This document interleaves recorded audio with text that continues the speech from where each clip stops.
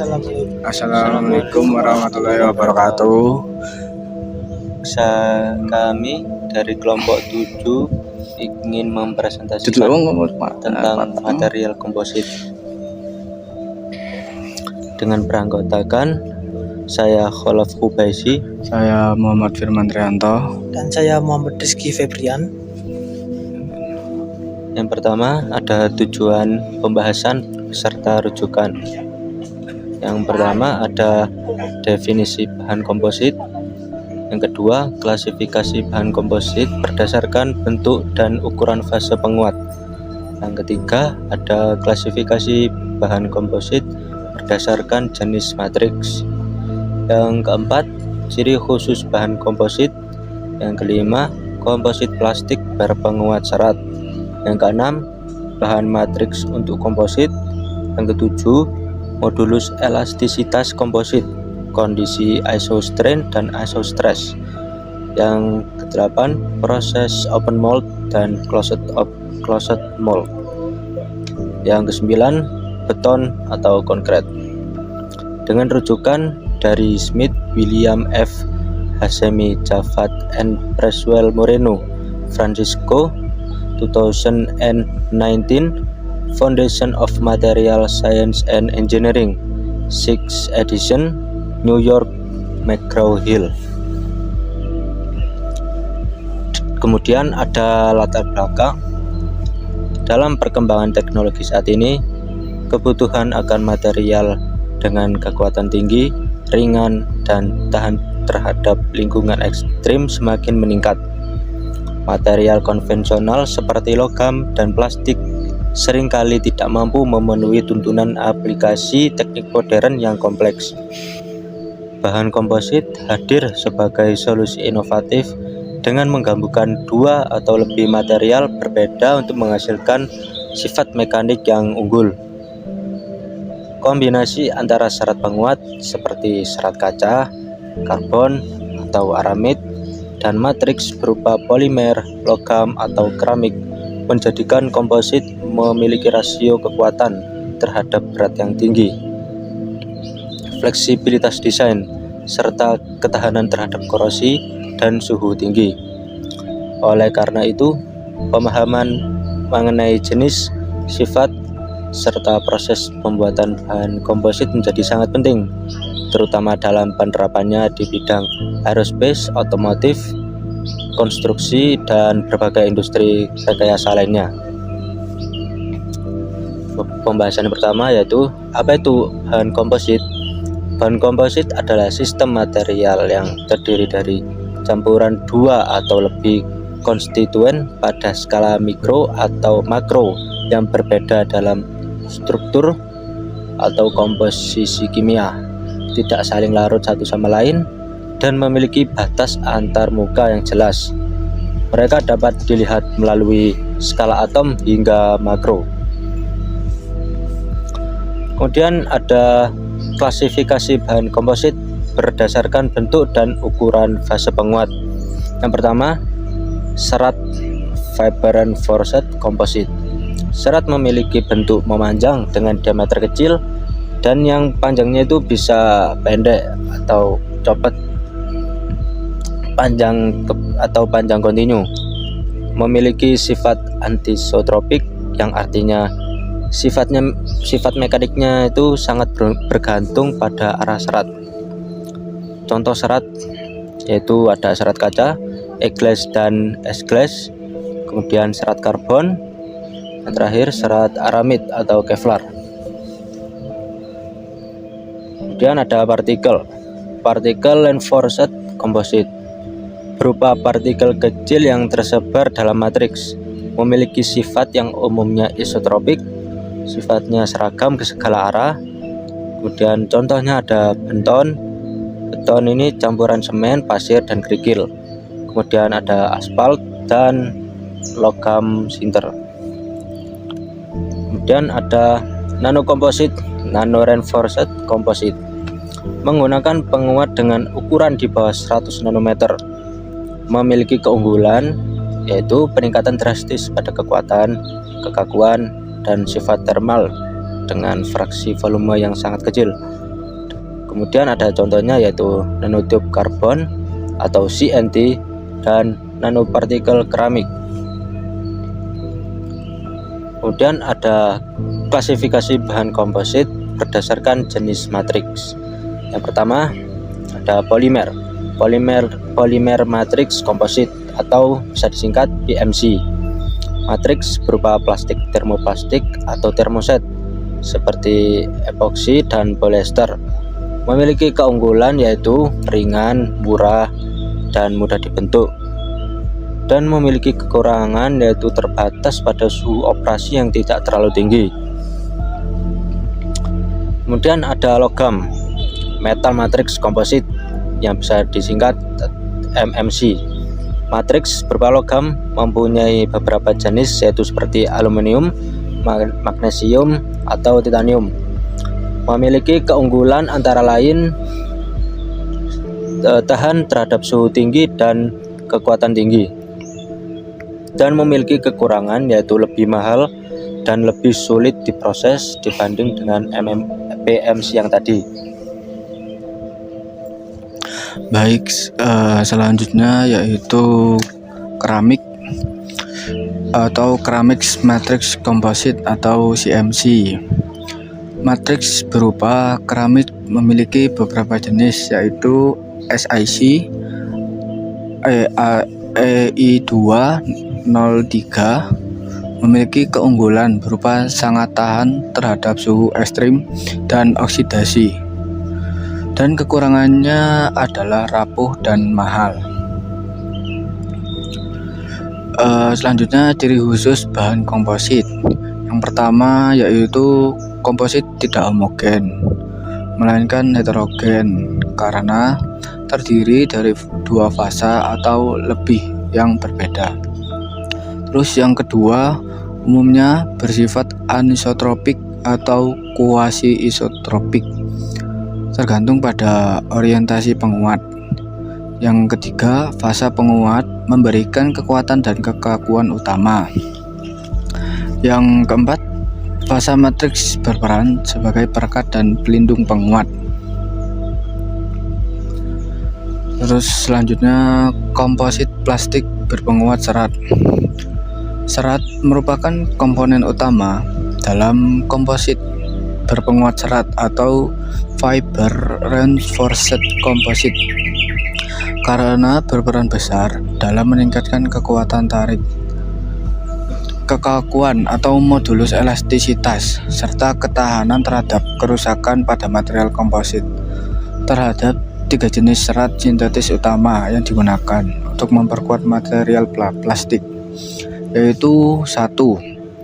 Serat kaca atau glass fiber, 2. Serat karbon atau carbon fiber, 3. Serat aramid atau aramid fiber. Selanjutnya yaitu serat kaca atau glass fiber. Serat kaca adalah jenis serat yang paling umum digunakan karena harganya yang ekonomis dan performanya sangat baik. Serat ini memiliki kekuatan relatif tinggi terhadap beratnya, terus stabil secara dimensi, tahan terhadap suhu ekstrim, kelembaban, dan korosi, serta fungsinya sebagai isolator listrik yang sangat baik. Selanjutnya serat karbon atau carbon fibers. Serat karbon memiliki kekuatan dan modulus yang sangat tinggi dengan massa jenis yang rendah, sehingga ideal untuk aplikasi berperforma tinggi seperti dirgantara. Namun serat karbon ini terbilang biayanya produksinya itu lebih mahal dibandingkan dengan serat kaca. Selanjutnya serat aramid atau aramid fibers. Serat aramid yang dikenal dengan nama dagang Kevlar dari DuPont terbuat dari polimer aromatik dengan struktur molekul yang kaku, menyerupai batang lurus. Kevlar tersedia dalam dua tipe utama, yaitu ada Kevlar 29 yang digunakan untuk aplikasi seperti rompi anti peluru, tali, dan kabel, serta Kevlar 49 yang memiliki modulus tinggi dan biasanya digunakan dalam komposit teknik untuk pesawat kapal dan kendaraan otomotif. Selanjutnya yaitu bahan matriks untuk komposit ya. Dalam komposit, matriks berfungsi sebagai bahan pengikat yang menyelimuti dan melindungi serat, penguat, serta mentransfer beban antara serat. Dua jenis matriks yang paling umum digunakan adalah polyester tak jenuh dan epoksi. Polyester tak jenuh merupakan pilihan yang ekonomis dan mudah diproses dan banyak digunakan untuk produk-produk seperti badan kapal, panel bangunan, serta bagian struktural ringan lainnya. Sementara itu, epoksi memiliki kekuatan mekanik yang lebih tinggi dan tingkat penyusutan yang lebih rendah setelah proses curing, sehingga menghasilkan komposit yang lebih presisi dan tahan lama. Karena sifat-sifat unggul tersebut, epoksi sangat cocok digunakan sebagai matriks pada komposit dengan serat karbon atau aramid, terutama untuk aplikasi berperforma tinggi seperti pada industri, pesawat terbang, otomotif, dan militer, meskipun biayanya terbilang lebih tinggi dibanding polyester. Modulus elastis komposit, kondisi isostrain dan isostress. Modulus elastis atau kekakuan dari komposit berdasarkan dari masing-masing komponennya, yaitu serat fiber dan matriks. Perhitungan ini tergantung pada cara beban kerja terhadap serat, arah serat, dan dibagi ke dalam dua pendekatan utama, yaitu kondisi isostrain dan kondisi isostress. Isostrain terjadi ketika regangan strain pada serat dan matriks adalah sama, yang berarti bahwa beban ditarik sejajar dengan arah serat. Sedangkan kalau isostress terjadi ketika tegangan stres pada saat serat dan matriks adalah sama, yaitu saat beban diberikan tegak lurus terhadap arah serat. Nah, dan selanjutnya proses open mold. Untuk open mold adalah salah satu metode paling umum dan sederhana dalam pembuatan komposit berpenguat serat, dan proses ini melibatkan penggunaan cetakan terbuka, hanya satu sisi cetakan, dan di mana bahan komposit dibentuk dan dibiarkan mengeras di udara terbuka atau dalam oven. Jenis-jenis proses open mold yang pertama adalah hand layup atau pelapisan manual, merupakan metode paling tradisional dan sederhana dengan mengaplikasikan gel coat pada permukaan cetakan untuk membentuk permukaan akhir yang halus dan tahan cuaca. Dan kedua, spray layup atau penyemprotan serat dan resin. Ini merupakan pengembangan dari hand layup menggunakan alat semprot khusus. Dan ketiga, vacuum bagging plus autoclave atau kantong vakum dan autoclave digunakan untuk menghasilkan komposit berkinerja tinggi, terutama pada industri dirgantara. Yang keempat, filament welding atau penggunaan filamen digunakan untuk memproduksi komposit berbentuk silinder atau pipa seperti tangki, tabung, dan casing motor roket. Dan selanjutnya ada proses closed mold. Proses closed mold adalah metode manufaktur bahan komposit di mana material diletakkan atau disuntikkan ke dalam cetakan tertutup dua sisi, atau biasanya bagian atas dan bawah, yang akan membentuk produk akhir. Dan untuk jenis-jenis proses closed mold, yang pertama compression molding, dan kedua injection molding, dan untuk ketiga sheet molding compound atau SMC. Yang terakhir empat pultrusion. Dan untuk selanjutnya ada beton atau konkret, dan ini beton adalah salah satu bahan komposit buatan manusia yang paling banyak digunakan di dunia. Beton terbentuk dari campuran bahan-bahan penyusun yang setelah mengalami hidrasi menghasilkan material dengan kekuatan tekan tinggi, stabilitas dimensi, dan daya tahan jangka panjang. Dan untuk komponen utama beton, yang pertama adalah semen Portland atau Portland semen, yang kedua air, dan ketiga agregat halus atau pasir, dan keempat agregat kasar atau kerikil atau batu pecah, dan kelima udara atau terperangkap atau ditambahkan. Dan untuk yang terakhir ini adalah kesimpulannya ya. Kesimpulannya, bab ini menjelaskan bahwa bahan komposit merupakan kombinasi dua atau lebih material berbeda yang menghasilkan sifat mekanik unggul seperti kekuatan tinggi, ringan, dan tahan lingkungan. Dan serat seperti kaca, karbon, dan aramid digunakan sebagai penguat, sedangkan polyester dan epoksi berperan sebagai matriks pengikat. Sifat mekanik komposit sangat mempengaruhi oleh arah dan jumlah serat. Serat dihitung menggunakan pendekatan isostrain dan isostress. Proses pembuatannya meliputi metode open mold dan closed mold, tergantung pada bentuk, volume, dan presisi produk. Beton juga dibahas sebagai contoh komposit partikulat yang banyak digunakan dalam konstruksi. Secara keseluruhan, bahan komposit menjadi solusi material modern untuk berbagai aplikasi teknis berperforma tinggi.